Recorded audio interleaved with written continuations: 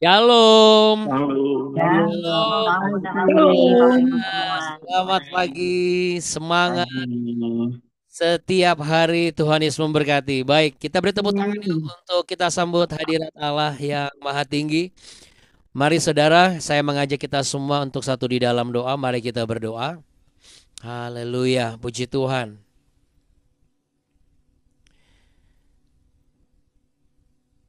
Baik, mari kita satu dalam doa ya.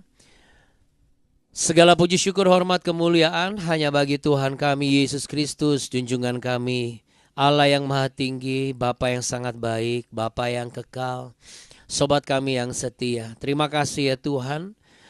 Tidak ada kata lain selain kami yang mengucap syukur dan berterima kasih kepadamu ya Yesus Kristus atas segala kasih karuniamu, kasih setiamu dan juga anugerahmu, keselamatan dan juga kelengkapan dalam kehidupan kami, kekuatan yang baru, hari lepas hari Engkau menyertai kami senantiasa.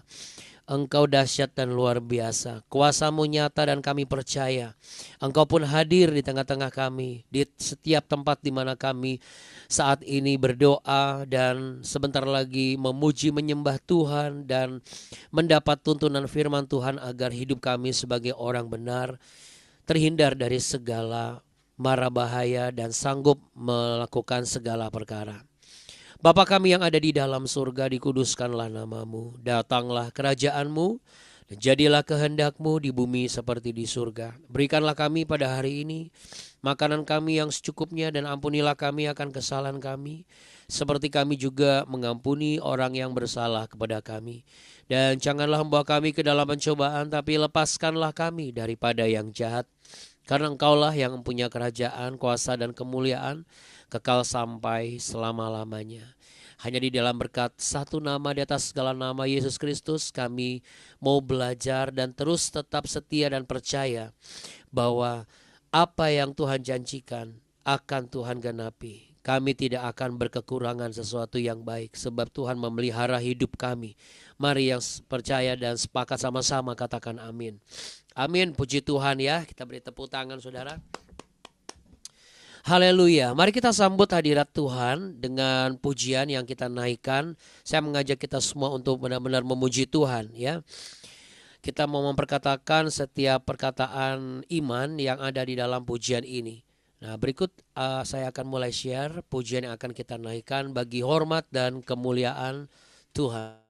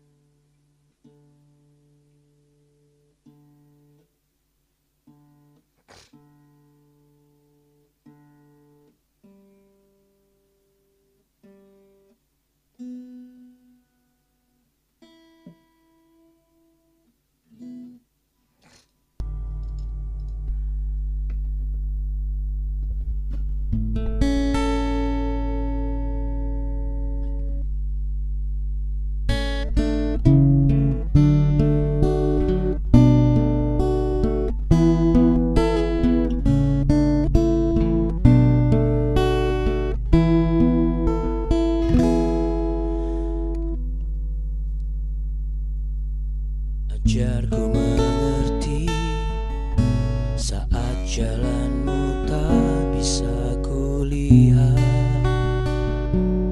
Kau tetap setia, ingatkan ku lagi, hidupku ada di dalam tanganmu. Rancanganmu Tuhan indah dan mulia. Tuhan tak pernah gagal sanggup buktikan janji setiamu untuk selamanya. Imanku berkata, Tuhan tak pernah gagal.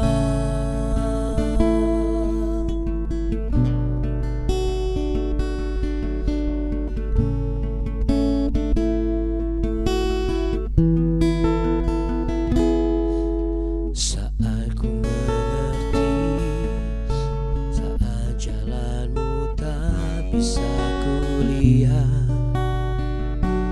kau tetap setia. Ingatkanku lagi, hidupku ada di dalam tanganmu, rancanganmu Tuhan, indah dan mulia. Tuhan tak pernah gagal, sanggup buktikan janji setiamu untuk selamanya. Imanku berkata, Tuhan tak pernah gagal. Tuhan tak pernah gagal, sanggup buktikan janji setiamu untuk selamanya.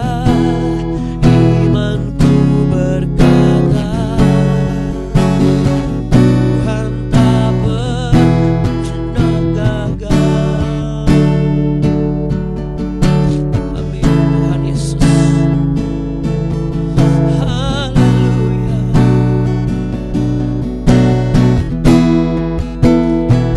Kau selalu menyertai, Kau selalu mendampingi. Bersamamu ku kan berhasil.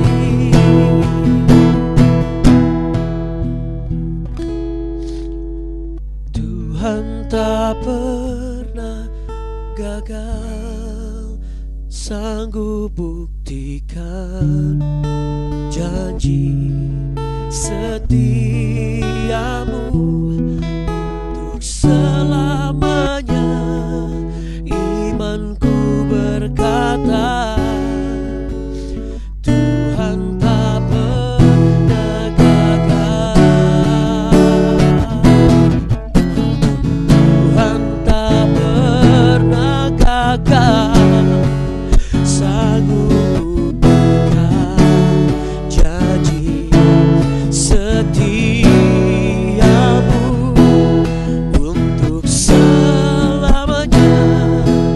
Imanku berkata, Tuhan tak pernah, Tuhan tak pernah, Tuhan tak pernah gagal.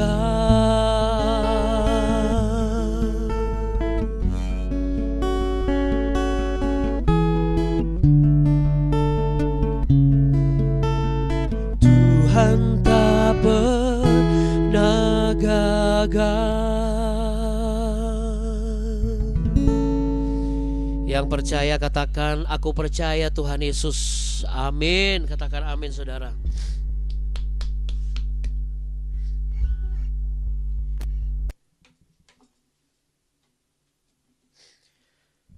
Dalam kehidupan manusia saudara,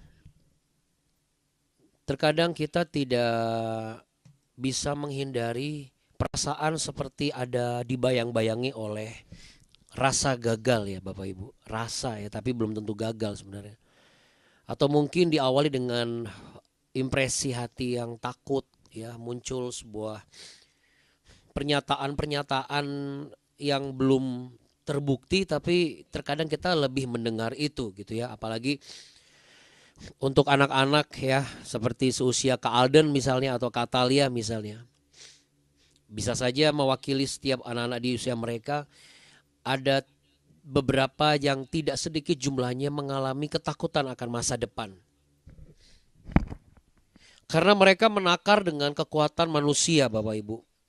Ya, mereka melihat kenyataan bahwa dunia bergulir dengan begitu cepat, lalu fluktuasi perubahannya itu juga dahsyat, sehingga ketika daya saing itu semakin tinggi, ada sebuah ketakutan. Nah, adakah anak-anak kita atau cucu-cucu kita mengalami hal sedemikian, atau mungkin di antara kita atau ada anggota keluarga kita, orang terdekat kita yang merasakan seperti itu, yang hari-hari ini sudah mulai meredup semangatnya dan mulai membicarakan hal-hal yang sifatnya pesimistis, sehingga melihat bahwa apa yang bisa dilakukan sekarang lebih baik dilakukan karena nanti belum tentu bisa dilakukan sebaik yang sekarang ya. Tetapi sebagai orang percaya, Abuna mau ingatkan bahwa ketika kita memiliki Kristus sebagai juru selamat, ketika kita memiliki firman Tuhan sebagai pedoman kehidupan kita, maka kita tidak perlu takut dan khawatir akan hari esok ya. Itu sebabnya untuk apa kita khawatir hari esok? Hari esok itu punya kesusahan sendiri. Kesusahan sehari cukuplah untuk sehari. Itu bukan berarti setiap hari kita harus mengalami kesusahan dan kita siap susah, saudara. Lalu kita hidup dengan kesusahan-kesusahan yang yang tidak terselesaikan, karena tidak semua kesusahan pasti akan bisa kita selesaikan. Akan tetapi merujuk kepada semakin kita tahu setiap hari kita akan mengalami kesusahan yang baru, berarti semakinlah kita menyadari dan menjaga bahwa kita harus selalu semakin mencari dahulu kerajaan Allah dan kebenarannya. Maka nanti semuanya itu, kekuatan yang baru, hikmat dan juga terobosan, pemikiran-pemikiran yang konstruktif, itu akan Roh Kudus sematkan di dalam diri kita. Kekuatan-kekuatan yang bisa memberikan kita merasa siap untuk menghadapi pergumulan selanjutnya dan tantangan selanjutnya ya. Mari yang sepakat boleh katakan amin. Iya, amin ya. Kita nggak boleh hidup dalam bayang-bayang yang semu ya. Ketakutan itu sebenarnya semu ya, tidak nyata. Itu akan menjadi kenyataan jikalau kita sepakat dengan keadaan ya.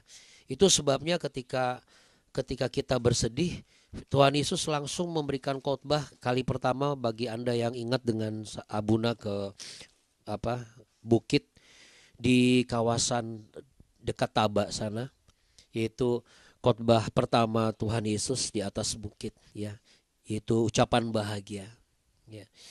Semuanya diawali dengan berbahagialah. Jadi saudara, saat ini kiranya kita tetap berbahagia senantiasa. Karena apa? Karena kita sudah mengenal pribadi Allah yang inkarnasi sebagai manusia, dan kita mengenal pribadi Yesus Kristus sebagaimana yang tertulis dalam kitab suci. Nah, sejalan dengan itu kita juga akan siap menyambut pembelajaran berikutnya, pembacaan perikop yang berikutnya. Dari kisah Raja Yoas kita masuk ke kisah Raja Amazia. Haleluya, puji Tuhan. Di 2 Tawarikh pasal 25.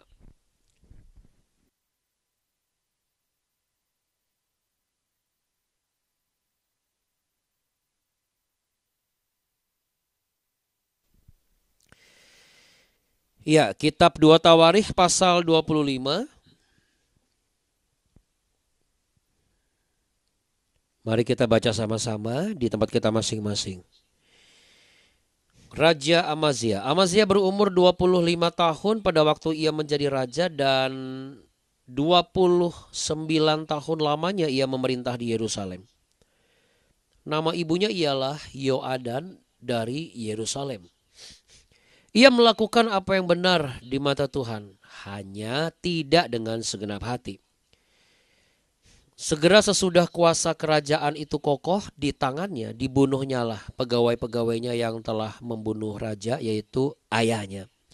Tetapi anak-anak mereka tidak dihukum mati olehnya, melainkan ia bertindak sesuai dengan apa yang tertulis dalam Taurat, yaitu kitab Musa, di mana Tuhan telah memberi perintah, janganlah ayah mati karena anaknya, janganlah juga anak mati karena ayahnya, melainkan setiap orang harus mati karena dosanya sendiri.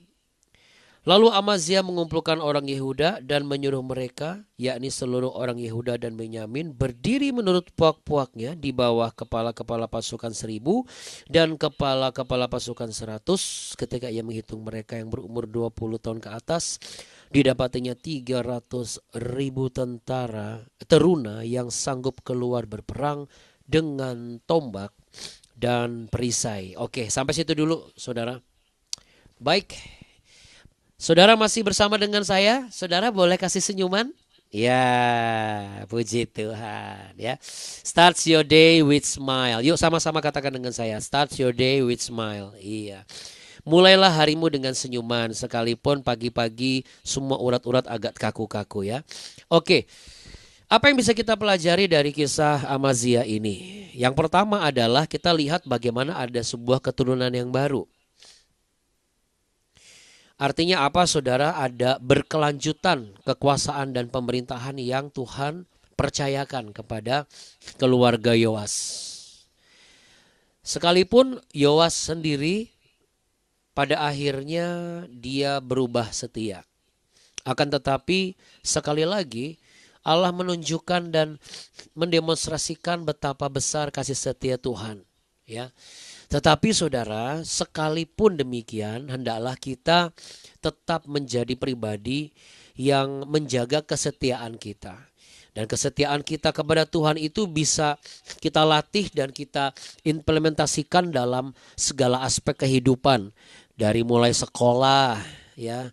Lalu kemudian setia dalam mengerjakan tugas-tugas di rumah, setia dalam mengemban kepercayaan dan juga tugas-tugas di kantor, termasuk juga setia dalam mengembas tugas pelayanan di gereja ataupun di organisasi tempat di mana kita berorganisasi.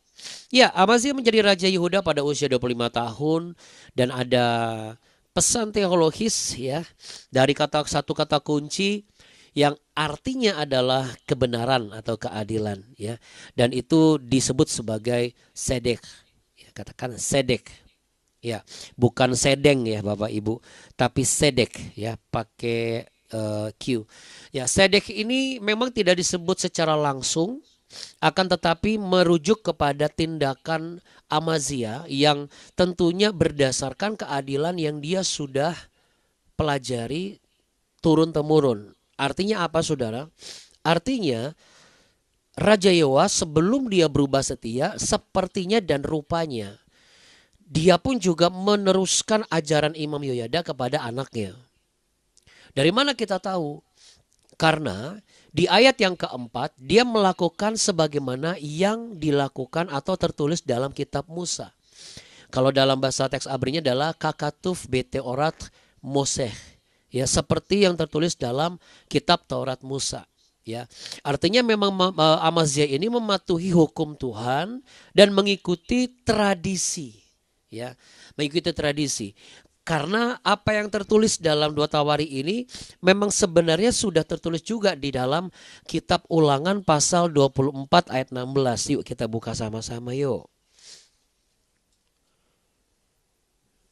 Dalam kitab Ulangan pasal 24 ayat yang ke-16.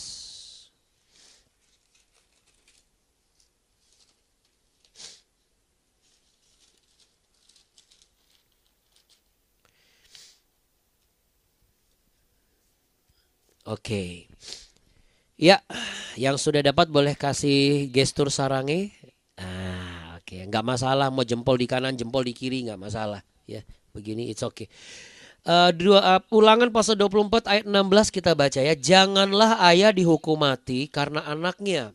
Janganlah juga anak dihukum mati karena ayahnya. Setiap orang harus dihukum mati karena dosanya sendiri. Ya. Itulah sebabnya ya Amazia mengimplementasikan integritas dan keadilan sejati dengan menahan diri untuk tidak membalaskan dendam pribadinya secara melampaui batas atau semena-mena sekonyong-konyong mumpung dia jadi raja. Ya, sekalipun yang dia lakukan melawan budaya umum di zaman itu, karena itu adalah zaman masa kerajaan Babel, zaman juga Asyur dan semuanya itu terbiasa kalau menumpas pembangkang atau pengkhianat itu sampai ke cucu cicitnya, bayinya itu semua dibinasakan atau dibunuh. Ya. Nah, lalu apa yang bisa menjadi gambaran kita? Apa yang bisa menjadi proyeksi kita dari kisah ini, saudara? Seperti yang saya bilang tadi, kehidupan manusia itu kan tidak lepas dari bayang-bayang semu. Entah itu bayang-bayang ketakutan, entah itu bayang-bayang kecemasan, atau bayang-bayang saingan kita dan lain sebagainya. Termasuk juga bayang-bayang rasa dendam, rasa berkeadilan. Maklum, wajar. Hari-hari ini ada banyak sekali ketidakadilan. Apalagi sebagai orang percaya atau orang Kristen.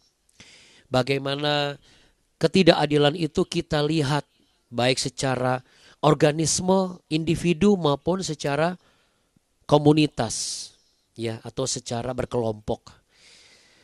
Tetapi saudaraku, apa yang ditulis di 2 Tawarikh ini yang diturunkan kepada bangsa Israel ini ternyata linear dengan apa yang disampaikan oleh Rasul Paulus. Yang mana notabene Rasul Paulus ini juga berdarah Yahudi. Sehingga ia pun juga menyatakan sebuah gambaran hukum yang memang sesuai dengan apa yang diajarkan oleh Yesus Kristus. Yang notabene Yesus Kristus adalah hasil dari Roh Allah yang jadi daging manusia melalui rahim Maria yang adalah orang Yahudi. Itu sebabnya Yesus Kristus adalah orang Yahudi. Dan ini sesuai dengan yang dinubuatkan oleh para nabi. Bahwa akan lahir seorang juru selamat dari kaum Yahudi. Itu Yesus Kristus itu sebenarnya. Ya. Nah, di mana itu? Di Roma pasal 12 ayat 19. Mari kita buka.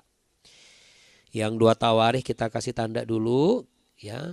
Lalu kita buka di Roma pasal 12 ayat yang ke-19.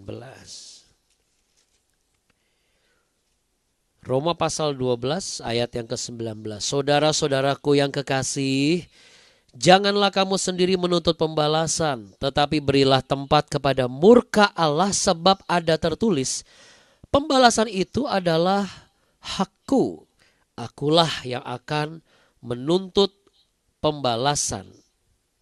Firman Tuhan, yaitu koma di situ ya. Demikianlah, yaitu bisa dikatakan sebagai demikianlah firman Tuhan. Terus kalau misalnya ada yang bertanya, kalau saya nggak melakukan pembalasan, terus saya harus bagaimana sebagai orang yang sedang mengalami ketidakadilan? Ya, saya harus bagaimana gitu? Ya, dalam kesempatan ini kita juga bisa melihat bagaimana ketidakadilan muncul di kanan kiri kita. Kesulitan orang-orang percaya atau orang-orang Kristen untuk bisa menempati jabatan-jabatan tertentu dalam pemerintahan, dalam parlemen misalnya, atau untuk mendapatkan sebuah pengakuan posisi kedudukan, ya. Bahkan membangun tempat ibadah, melaksanakan tempat ibadah, padahal tertulis dalam, saya tidak jago hukum atau politik, tapi saya sebagai hamba Tuhan juga menyadari bahwa kita ini seperti ini, kita diberikan kebebasan dan dijamin kemerdekaan, kebebasan beragama dan juga menjalankan ibadah kita dengan cara kita. Ya, bahasa sederhananya gitu. Itu tercatat dan terangkum di Undang-Undang Dasar UUD 1945 pasal 28 bagian E dan pasal 29.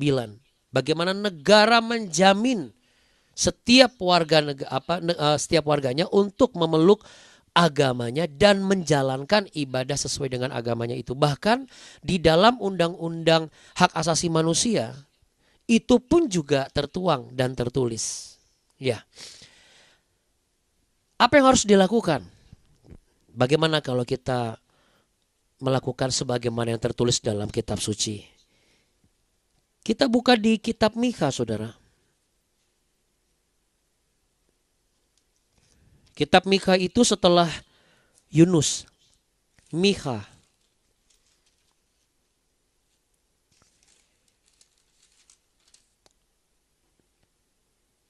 Ya, sebelum Nahum dan setelah Yunus.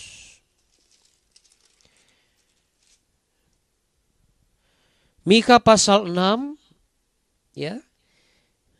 Kita baca ayat yang ke-8. Mari kita baca sama-sama.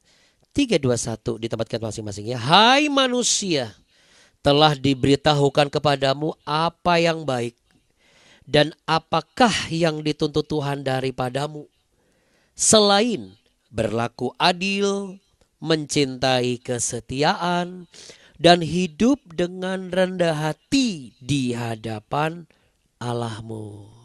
Ya. Ya, jadi Bapak Ibu dan juga saudara-saudari dan anak-anakku, yuk kita merenung sejenak. Pejamkan mata, letakkan tangan di dada. Seringkali kita lupa, tiba-tiba menjadi seseorang yang berlaku kasar dan juga bertindak tidak memiliki hati, tidak memikirkan perasaan orang lain. Karena kita lebih berfokus kepada yang membayang-bayangi perasaan kita. Rasa ketidakadilan yang notabene jangan-jangan kita salah hitung mengenai keadilan tersebut. Karena itu bukan bagian yang harus kita perhitungkan. Karena sesungguhnya ada beberapa hal yang perlu kita perhitungkan. Yang pertama adalah sekalipun kita tidak mengalami keadilan, kita harus mengedepankan bagaimana Allah menjadi prioritas pertama dan utama. Kita tidak perlu menuntut pembalasan karena Allah akan memprioritaskan pembelaan atas saudara dan saya. Dan di lain sisi kita pun juga sudah diajarkan dan diberitahukan bahwa Allah menuntut kita untuk tetap melakukan keadilan sekalipun sedang mengalami ketidakadilan. Mencintai kesetiaan sekalipun di kanan kirimu ada ketidaksetiaan. Dan kita tetap hidup dengan merendahkan hati di hadapan Tuhan. Tidak perlu kita berdebat dengan rencana Tuhan. Tidak perlu kita menyatakan bahwa Tuhan, kenapa Engkau izinkan aku seperti ini. Tetapi dengan merendah di hadapan Tuhan, maka Tuhan akan meninggikan kita di waktu yang tepat. Mari kita satu di dalam doa. Kami merendahkan hati kami di hadapan-Mu. Ampuni kami ya Tuhan, ketika kami dengan mudah hari-hari ini melupakan setiap pesan-Mu dan juga kebenaran ajaran-Mu. Karena mungkin kami lebih memikirkan kepahitan yang kami rasakan. Tetapi apa yang Engkau nyatakan hari ini, biarlah kami tetap menjadi orang-orang percaya yang mampu hidup benar sekalipun terasa pahit yang kami rasakan. Terasa pahit dalam pekerjaan kami, terasa pahit dalam pelayanan kami, terasa pahit dalam rumah tangga ini, terasa pahit perekonomian kami hari-hari ini. Tetapi biarlah kami tetap hidup benar.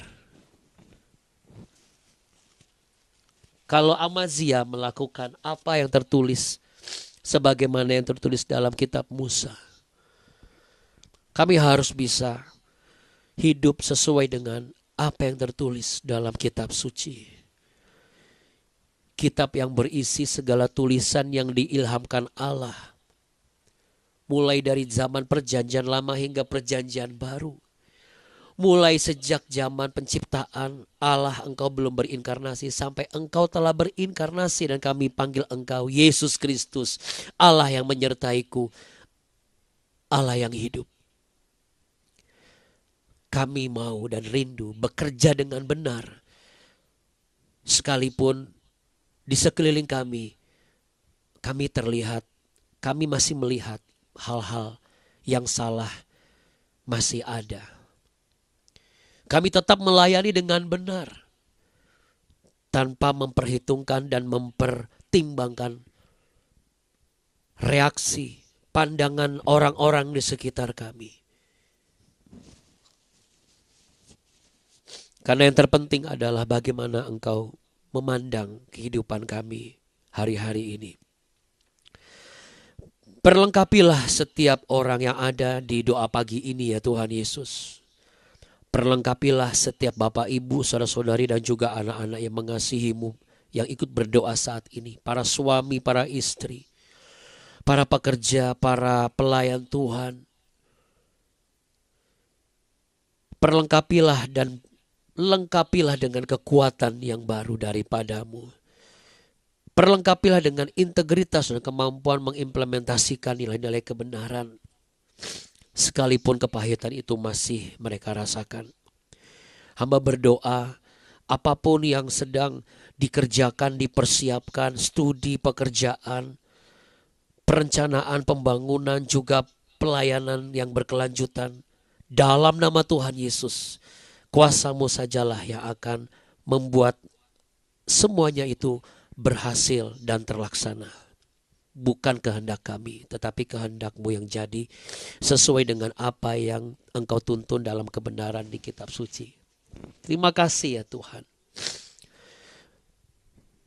Pulihkanlah bagi yang sedang merasakan kelemahan dalam tubuh. Perbaharuilah hubungan suami istri hari-hari ini. Pulihkanlah hubungan yang retak di dalam keluarga, setiap keluarga. Dan berikanlah kepada setiap pasangan suami istri yang rindu keturunan. Engkau mukakan buah kandungan para istri. Engkau berikan kesehatan bagi para suami. Dan Engkau nyatakan kemuliaan-Mu di setiap jerih lelah orang-orang yang mengandalkan Tuhan. Selain juga bekerja dengan memberikan yang terbaik. Kami berdoa bagi gereja, bagi rekan-rekan yang seiman, yang sedang mengalami ketidakadilan. Engkau hadir di sana. Engkau memberikan kekuatan yang baru bagi mereka. Dan Engkau akan pakai, Engkau akan bangkitkan pribadi lepas pribadi. Orang-orang menjalankan pemerintahan di pusat maupun daerah. Untuk berani memberikan sebuah pernyataan yang benar. Dan berkeadilan untuk orang-orang yang memang harus mereka bela. Kami semua rindu Indonesia benar-benar mengalami kemerdekaan dari segala keterikatan pemikiran yang seharusnya tidak boleh ada lagi di zaman ini. Kami rindu anak-anak kami, cucu-cucu kami adalah generasi emas yang akan mengalami kebangkitan dan mampu membangkitkan derajat bangsa kami di masa-masa yang akan datang. Terlebih lagi di masa Indonesia emas tahun 2045. Terima kasih ya Tuhan Yesus. Kiranya Kau pelihara para hamba Tuhan, para misionaris, para lingkungan sekitar kami tinggal, RT RW setempat, kecamatan, kelurahan, kabupaten, kota madya, gubernur, semuanya sampai yang tertinggi. Kami yakin dan percaya damai sejahtera-Mu Kau limpahkan. Terima kasih Tuhan Yesus. Jagalah anak-anak kami. Dijauhkanlah dari incaran maut. Belalah mereka ya Tuhan. Supaya mereka mendapat perlindungan dari tempat di mana mereka studi dan sekolah dan kuliah. Terima kasih ya Bapa. Segala hormat kemuliaan hanya bagi Engkau ya Tuhan Yesus yang memberkati kami. Bapak, Ibu dan saudara-saudari dan anak-anakku, terimalah berkat, damai sejahtera, cinta kasih Tuhan yang dilimpahkan kepadamu. Tuhan memberkatimu berlimpah-limpah. Tuhan menyinarimu dengan wajahnya dan memberimu kasih karunia. Tuhan menghadapkan wajahnya kepadamu untuk memberimu damai sejahtera. Berserah dan setialah dan lakukanlah apa yang benar di mata Tuhan, bukan di mata dunia. Sebab ialah yang akan memelihara kehidupanmu senantiasa. Dalam nama Tuhan Yesus Kristus, yang percaya hidup dalam pemeliharaan Tuhan. Sama-sama katakan amin. Amin Bapak Ibu. Ya, puji Tuhan. Terima kasih Bapak Ibu. Kasih tepuk tangan dulu dong buat Allah kita yang heran dan luar biasa. Terima kasih Abun-Abuni Bapak Ibu semua. Terima kasih Abuna, Abuni, Bapak Ibu semua. Tuhan memberkati kita. Amin. Kasih Abuna. Sama-sama Ibu. Terima kasih Abuna-Abuni dan saudara semua. Tuhan Yesus memberkati. Amin ya Ibu. Terima kasih Abuni, Bapak-bapak, Ibu semua. Tuhan Yesus memberkati. Sampai ketemu besok pagi. Sampai ketemu besok pagi. Oke, sama-sama kita kasih jempol. Kita punya Tuhan yang apa saudara? Baik. Sangat baik. Amat baik. Selalu baik. Selamanya baik. Namanya Tuhan Yesus Kristus. Sambil kita dadah dan jangan kasih. Tuhan berkati. Amin.